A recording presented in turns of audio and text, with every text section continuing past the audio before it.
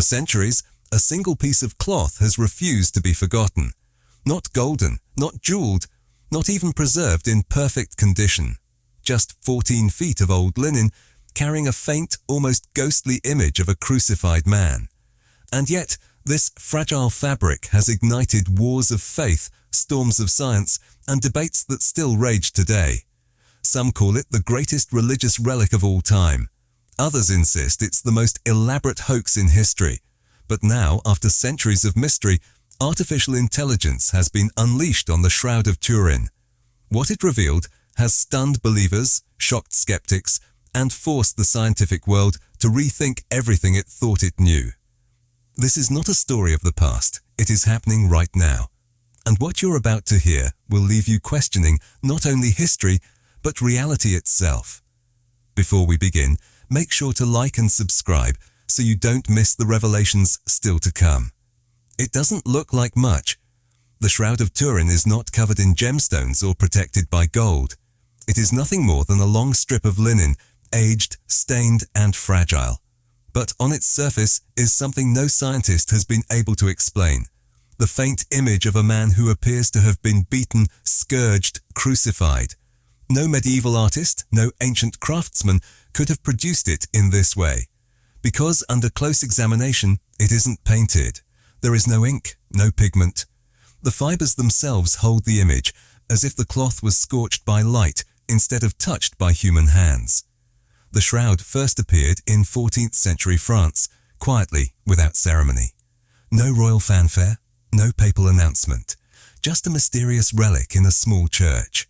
Some believed instantly, others dismissed it. But everything changed in 1898.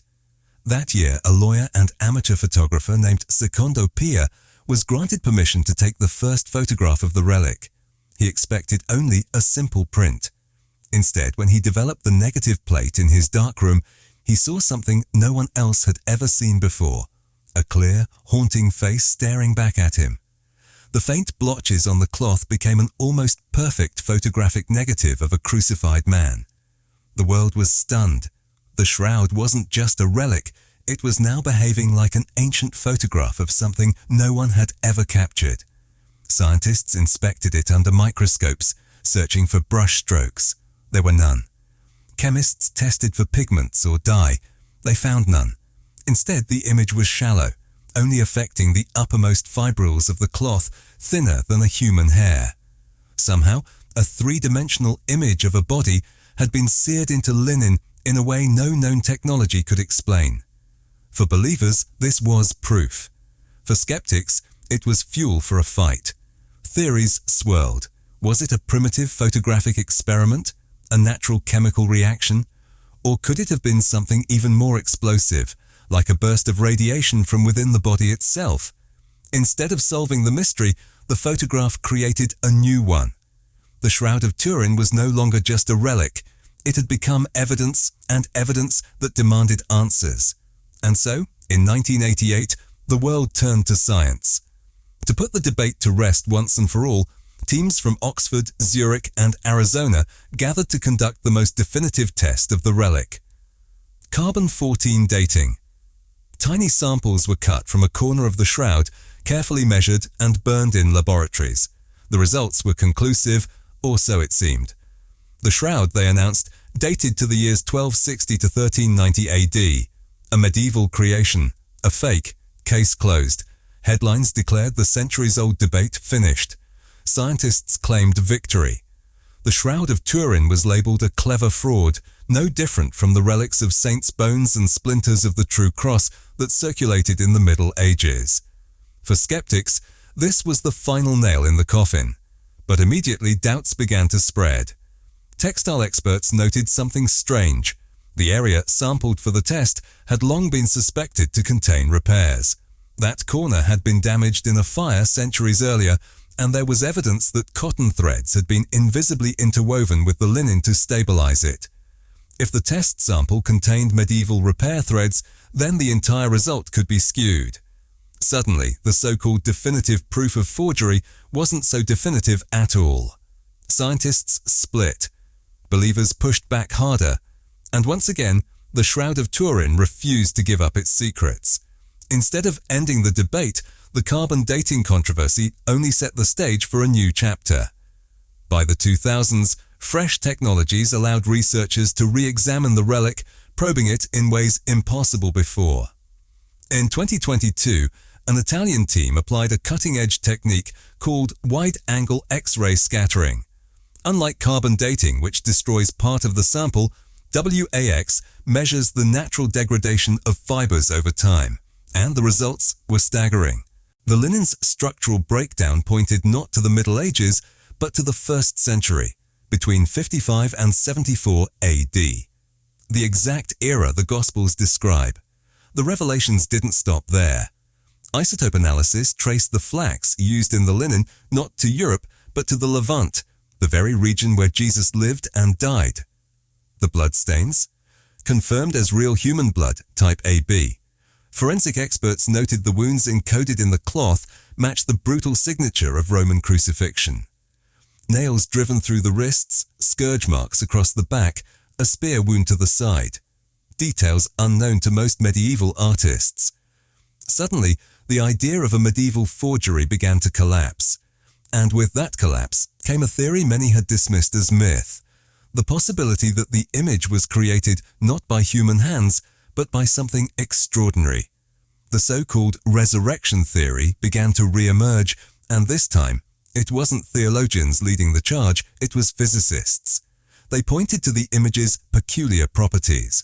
It was shallow, lying only on the surface fibers, as if burned by a sudden burst of radiation. To replicate it would require an energy surge in the range of billions of watts, focused on a human body in an instant. Not paint, not chemistry, something like an explosion of light. Blood analysis added fuel to the fire. The stains suggested extreme trauma, scourging, puncture wounds, blood loss. But strangely, there were no traces of decomposition. The body hadn't remained in the cloth long enough to rot. Whatever happened inside that linen, it happened quickly. Some researchers argued the image might have formed at the very moment of transformation, from physical to non-physical, as though the cloth had recorded an event no one could describe in scientific terms. Still, skeptics demanded proof.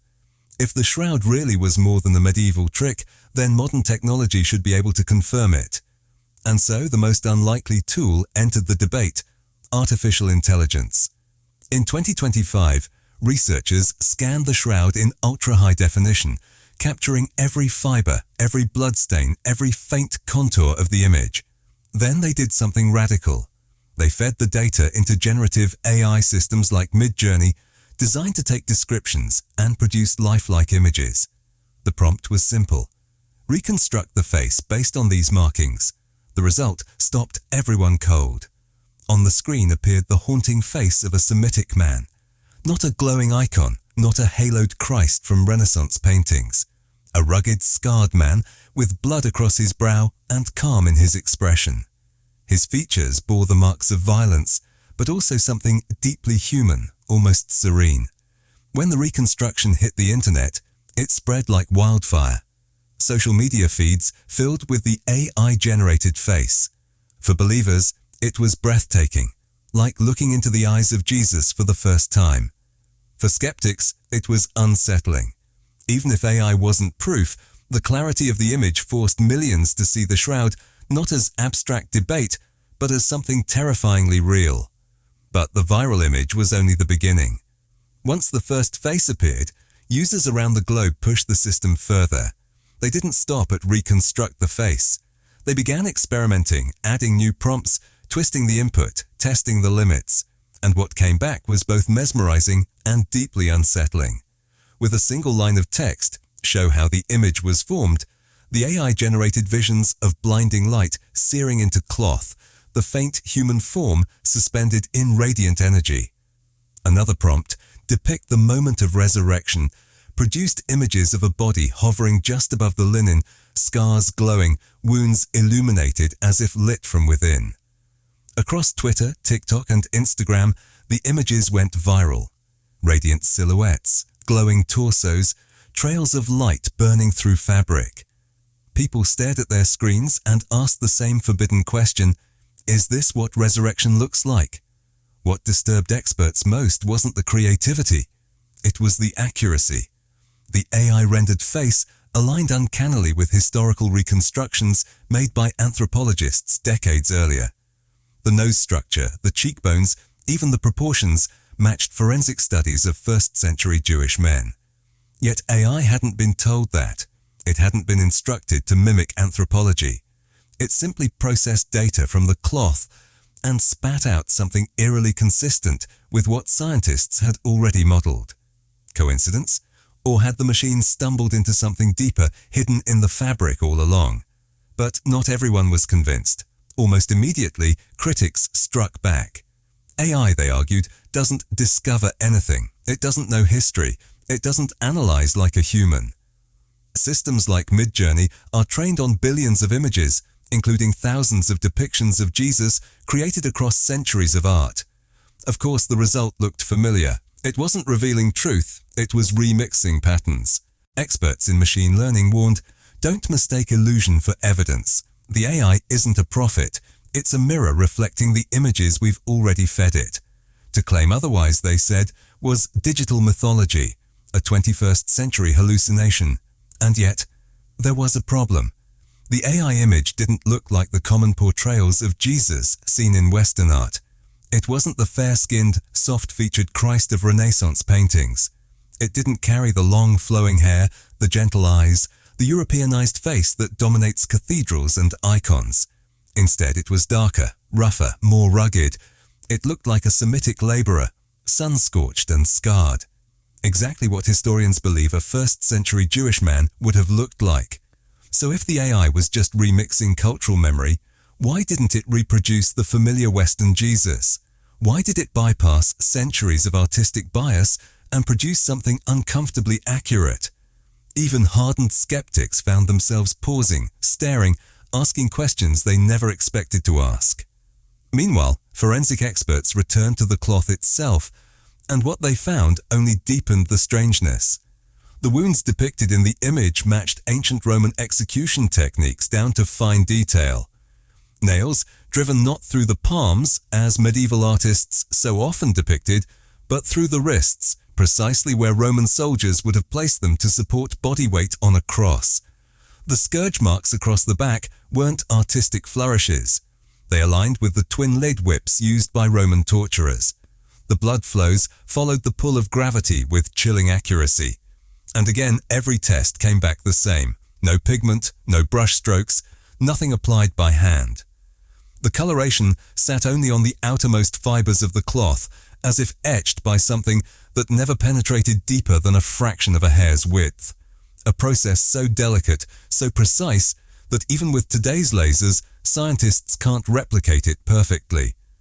One expert admitted bluntly, if this is a forgery, it's the most advanced forgery in history, more advanced than anything we could replicate today. Decades of forensics built the case for mystery, but in 2025, that mystery stepped into the digital age. The halls of Turin glowed dimly as the Vatican quietly unveiled a high-resolution digital rendering of the Shroud. It wasn't promoted as revelation, not labeled as divine proof, just a cultural exhibition. But the crowds knew. Screens lit up, phones came out, and instantly, the image that had been whispered about for centuries collided with the age of AI. People stood frozen, comparing the linen face with its algorithmic twin, the fabric and the pixels staring back at each other. For some, the moment felt holy. For others, it was purely historical, a bridge between archaeology and technology. Yet no one walked away untouched. Something about seeing the Shroud reborn through a machine's lens stirred a sense of awe that even skeptics struggled to name. It was as if the dialogue between cloth and code, between human belief and artificial imagination, had created a third thing altogether, something uncanny, something almost divine. And that was the irony. The Vatican never officially endorsed the AI rendering, yet it spread faster than any papal decree. Billions saw it, not behind museum glass, not hidden in archives, but glowing on every smartphone screen. What was once a relic sealed in debate had become something intimate, personal, and strangely alive. The Shroud was no longer just a fabric. It was a mirror, a digital resurrection. But instead of solving the enigma, the machine had twisted it tighter. The more precise the pixels, the more unsettling the possibilities became. AI didn't clear away the fog, it thickened it. What it delivered was not certainty, but a new, piercing ambiguity. What if this really is what it looks like? A face scorched into cloth, not by hand, but by an event so violent, so luminous, so incomprehensible that no science could reproduce it. AI doesn't believe. It doesn't pray. It doesn't speculate about resurrection or divinity. Yet, in its cold calculations, it had forced humanity to confront a possibility that was neither proof nor denial, but something more dangerous, a question. What if the shroud isn't evidence of resurrection, but evidence of something else?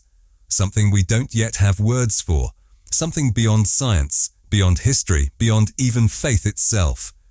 Was it a moment of raw energy, a cosmic imprint, an unrecorded natural phenomenon? Or was it, as millions suddenly dared to whisper, the closest thing to a photograph of a miracle? The paradox was impossible to ignore. A relic that had once been dismissed as medieval forgery was now producing results that science itself couldn't fully explain. And AI, the ultimate tool of reason, had thrown gasoline on the fire.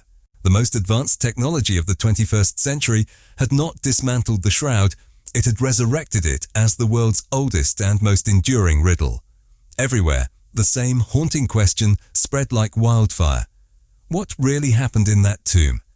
Some experts doubled down, insisting the shroud was nothing more than artistry cloaked in mystery.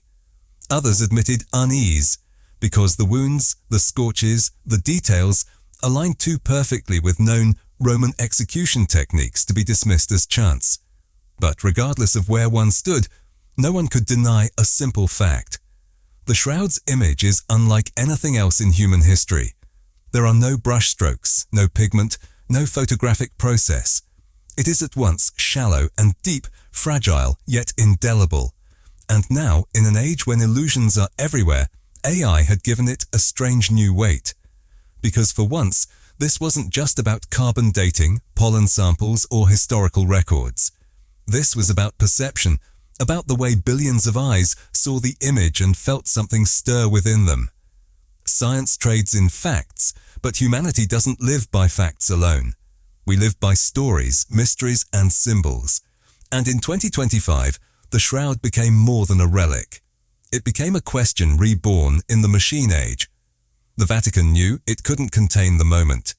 Priests and bishops gave careful statements reminding the faithful that I was no substitute for faith. But beneath the caution was something more subtle, a silence that seemed deliberate, a quiet acknowledgement that no matter how the church framed it, the shroud had once again escaped their control. Because ultimately, this was not about what the church said. It was about what people felt. In living rooms, classrooms, even on subway screens, humanity stared at the same haunted face and asked the same unanswerable question. What are we really looking at? For believers, it was confirmation, not of proof, but of presence. For skeptics, it was maddening, a perfect storm of illusion, technology, and faith colliding in the worst possible way. Yet strangely, both sides were caught in the same orbit. Because proof or not, forgery or relic, one thing was undeniable. The shroud refuses to die. And maybe that is the real miracle. Not the resurrection it might depict, but the way it resurrects itself across centuries, refusing to stay buried.